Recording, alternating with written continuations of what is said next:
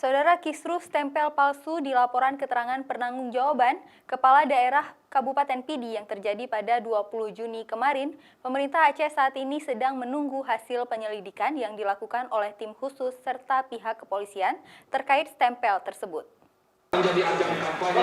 Hal tersebut disampaikan Kepala Biro Humas dan Protokol Setda Aceh Rahmat Raden Kamis siang.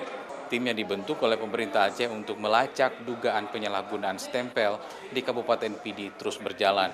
Saat ini pemerintah Aceh sedang menunggu hasil dari tim dan langkah yang akan ditempuh selanjutnya.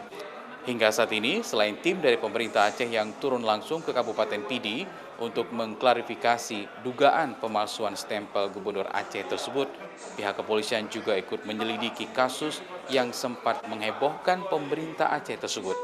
Melakukan langkah-langkah untuk mengusut ihwal keberadaan stempel yang tidak sepatutnya ada di tempat mereka itu. Dan saya dengar juga mereka sudah mendapatkan hasilnya dan sudah diserahkan ke provinsi.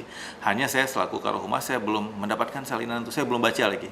Mungkin itu masih di keep di inspektur kali ya, saya pikir masih di inspektur Aceh. Saya belum tahu hasilnya, tapi yang saya dengar memang hasilnya sudah didapat. Sebelumnya, laporan keterangan pertanggungjawaban atau LKPJ Kepala Daerah Kabupaten Pidi tahun anggaran 2018 mendapat kritikan dari anggota DPRD setempat karena menggunakan stempel Gubernur Aceh.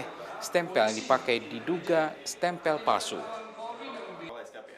Syahril, Kompas TV, Banda Aceh.